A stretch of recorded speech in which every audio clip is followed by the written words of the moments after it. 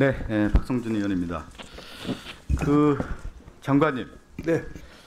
왜 오늘 국정감사에 김건희 여사의 논문이 왜 주제가 되는 겁니까? 왜 그렇다고 생각하세요? 제가 뭐 특별히 드릴 말씀 안 해가지고. 그러면 우리 이배숙 위원장님 어떻게 생각하세요? 그 마이크 좀 가까이 대. 이배용 위원장님. 네. 왜 김건희 여사님이 오늘 논문이 네. 오늘 왜 국정감사에서 이렇게 많은 의원들이 얘기하는 겁니까? 저는 뭐 제 소관이 아니라 그래요? 생각한 소관이 아니에요? 우리 정대화 상임위원님 어떻게 생각하세요? 총장도 하셨잖아요. 마이크 좀 잡으시고.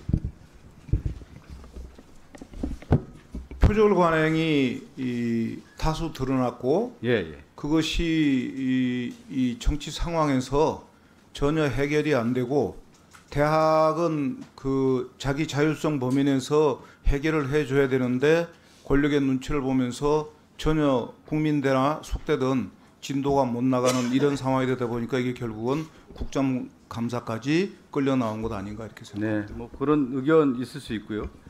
저는 제가 생각할 때 국정감사가 입법부가 행정부와 견제와 감시를 하는 거잖아요. 이 정권이 김건희 정권이기 때문에 그런 거예요. 김건희 여사가 모든 국정과 인사를 다 하기 때문에 오늘 김건희 여사가 왜 이런 인생을 살았는지, 왜 그런지 다시 소환하는 거예요. 역사의 소환인 거예요. 생각해 봅시다. 2020년이죠. 2022년 대선 과정에서 김건희 여사 논문이 다시 부각이 됐었죠. 상당히 논란이 되지 않았습니까? 그러면 그 당시 대선 과정에서 김건희 여사가 어떻게 했죠? 자신의 논문이라든가 경력에 대한 위조의 문제를 대국민 사과를 하지 않았습니까? 사과하고 그 이후에 대통령 영부인이 수신을 해야 되는 거죠. 자숙하고. 그런 가운데 국정을 잘 이끌 수 있도록 내조적 관념 아니면 사회 약자적 보호를 위해서 영분의 역할을 했어야 되는 건데 김건희 여사가 지금 김건희 정권이고 김건희 대통령이란 말까지 나오는 거 아니겠어요? 모든 일을 다 하고 있지 않습니까? 그래서 야당이 다시 역사의 소환으로 김건희 여사를 소환할 수밖에 없는 거예요. 그럼 김건희 여사가 어떤 전철을 밟았나 다시 조사해야 되는 거 아니겠습니까? 그 근본적 원인이 여기에 있다. 그렇게 좀 생각하셔야 되는 거예요. 단순하게 김건희 여사의 숙대 논문, 국민대 박사 논문의 문제가 아니라 본질은 거기에 있는 겁니다. 그렇기 때문에 김건희 여사가 다시 화두가 되고 이번 국감이 김건희 국감이고 교육부만의 문제입니까? 지금 김건희 여사에 관련된 문제가 행안부의 공천 개입, 선거 개입 문제가 있고 국토부의 양평고속도로 문제가 있고 곳곳에 다 있지 않습니까? 왜? 정권의 실세이기 때문에 이렇게 된 거예요. 그걸 명확히 알아야 돼. 본질이 거기에 있다. 그렇게 생각하고 또 하나는 교육과 정치의 공통점은 뭡니까? 장관님. 교육과 정치. 제가 오늘 그래서 고전을 봤어요. 네. 고전을 아침에 쭉 보면서 어떤 생각이 들었냐면 교육부 감사를 한다고 하길래 교육과 정치는 뭐냐면 논어의 공자와 자로의 얘기를 들어보면 이 얘기를 하는 거예요. 정치를 한다면 무엇부터 하겠습니까? 이름을 바로 세우겠다. 정면론, 명분을 세우겠다라는 거예요. 그러니까 윤석열 정권의 김건희 여사가 명분을 잃은 겁니다. 그래서 지금 김건희 여사의 논문이 다시 소환이 되는 거예요. 참 애석한 일이죠. 저 문시현 총장님께 좀 질의 좀 할게요. 마이크 좀 갖다 주시겠습니까?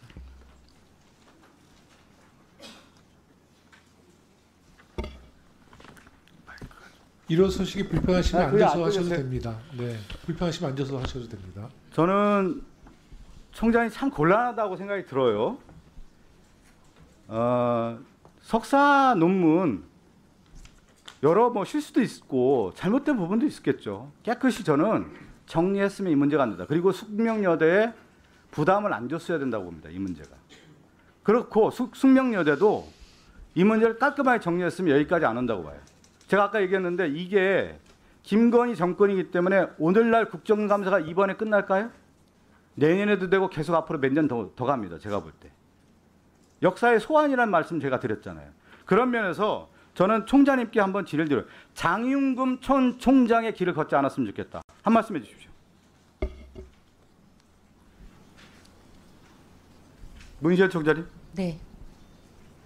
지금 연진이가 새로 출범해서 일을 열심히 소신껏 하고 있습니다.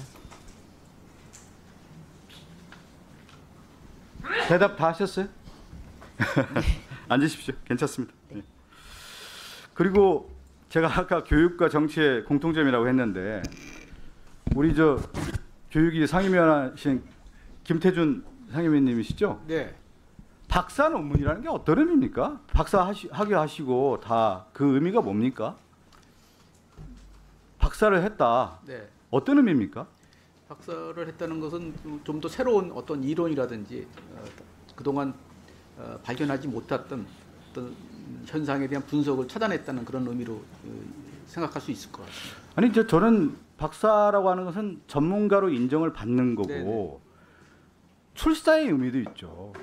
세상에 내가 박사를 통해서 내 이름을 걸고 내 전문적 지식을 통해서 후진 양성을 하겠다. 아니면 학술적 연구를 하겠다는 아니겠습니까? 그 박사는 어떤 의미냐면 공인의 길을 걷겠다는 의미도 포함되어 있는 거죠. 그래서 우리가 박사 논문을 철저하게 검증하는 거 아니겠습니까? 저는 오늘 국민대 이사장인 김지용 이사장 비겁하다고 생각돼요. 이 자리에 나와서 얘기를 했어야죠. 저는 사실 김건희 여사 이 논문에 대해서 별로 관심이 없다가 오늘 교육이 와서 여러 이제 자료를 보다가 옆에 우리 김준혁 의원님이 논문을 가져왔더라고요. 논문을 쭉 봤더니 저는 정말 이해가 안 가요. 이 논문 지도교수도 그렇고 여기 계신 분들이 한번 이거 보십시오. 깜짝 놀랄 일이에요. 박사 논문 41페이지부터 126 마지막까지입니다. 각주가 하나도 없어요. 각주가. 각주라고 하는 것은 참고문헌, 내용의 출처, 해당 용어, 보충 설명 다 있어야 되는 거 아니겠습니까? 대학자입니까? 41페이지부터 126까지 논문에 각주가 하나도 없어요. 각주가 있다고 하면 초기에 27번까지 있습니다. 우리 여기 김민정 교수님도 대학자이셨는데 박사 논문에 이런 경우가 어디 있어요? 예?